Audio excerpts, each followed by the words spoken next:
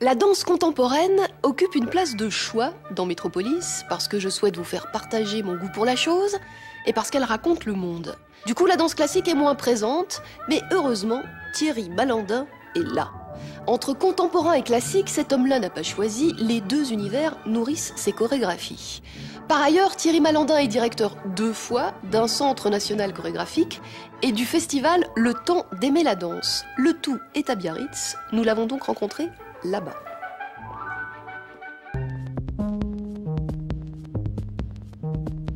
Moi, je suis un chorégraphe qui vient du ballet classique. En même temps, en tant que danseur, j'ai affronté des chorégraphies de gens très différents. Et tout ça, c'est en moi. Je suis aujourd'hui ce qu'on appelle un chorégraphe néoclassique. C'est un terme que moi, je n'apprécie pas. Parce qu'à la fois, il ne veut rien dire et parce que, notamment en France, il permet de vous mettre de côté un peu à la marge, de dire que cette danse, elle est passéiste.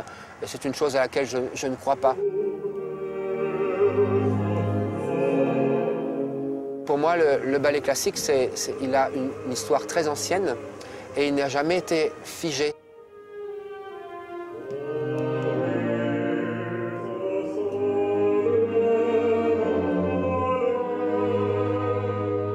Chez nous, la beauté, en danse, elle a été longtemps instituée par ce côté classique, c'est-à-dire on présente son corps, on présente sa personne d'une certaine façon. On rayonne d'une certaine façon. Et pour moi, la danse classique, c'est aussi plus que ça. Mes ballets, ils s'appuient sur la tradition classique, mais avec des mouvements, des respirations contemporaines, des gestes d'aujourd'hui. Joséphine, bras plus haut seconde, ça c'est dans le couvercle. Tu sais, vous êtes là, dans le couvercle, un peu plus haut. Nouria, je suis pas sûr, je pense pas que ce soit la forme de tes bras, ne les plie pas. Sa façon de bouger à lui est nourrie par le classique et néanmoins il s'exprime comme un homme d'aujourd'hui. Par exemple, un mouvement classique, très académique, ça va être des bras à la seconde. Chez Thierry, ça va devenir quelque chose de beaucoup plus large, de beaucoup plus plat, de plus pur presque, de plus linéaire et presque plus géométrique. Et en fait, alors que c'est un mouvement très basique qu'on a tous appris à l'école, le même mouvement chez Thierry se transforme. Et tout d'un coup, il y a quelque chose qui s'ouvre également.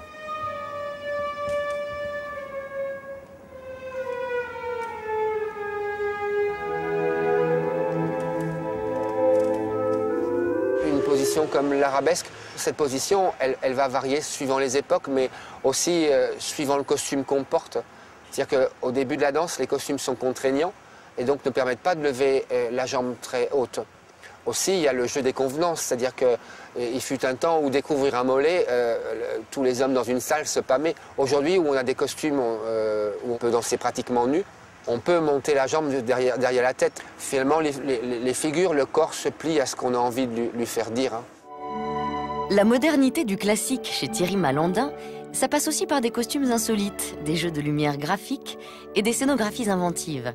Il s'autorise l'humour et de purs moments ludiques. Sans jamais trahir un héritage, il revisite les grands tubes de la danse.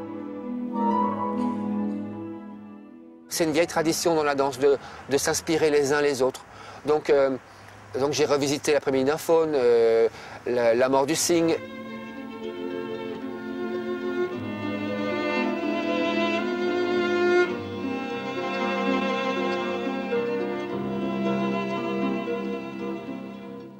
La mort du cygne, à l'origine, c'est un solo que Michel Fokine a fait pour Anna Pavlova.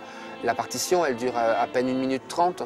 Donc là, ça m'a amusé de le proposer avec des interprétations différentes, une suite de trois solos.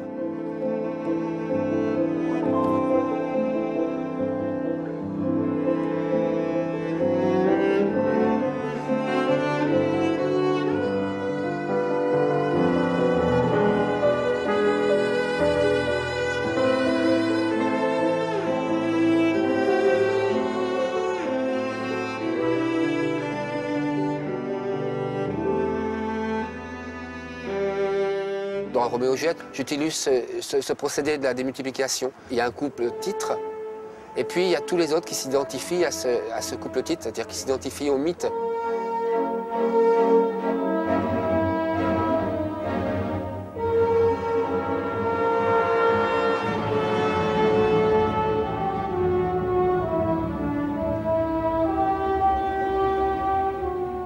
la scène d'amour chez Berlioz, elle dure près de 19 minutes.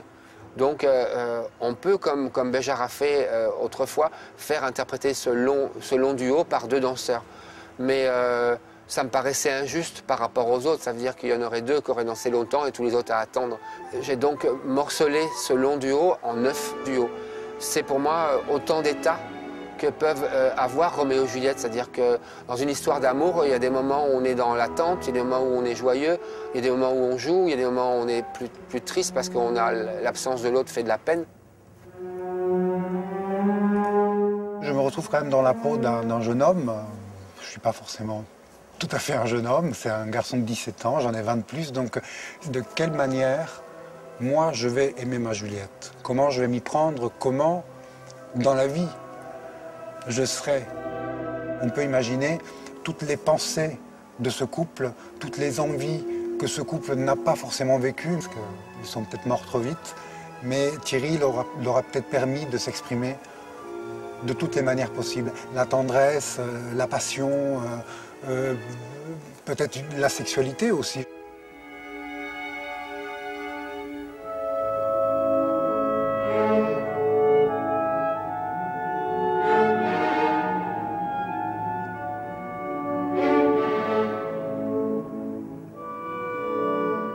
Ce qui m'intéresse chez un danseur, c'est à la base qu'il soit un bon danseur classique.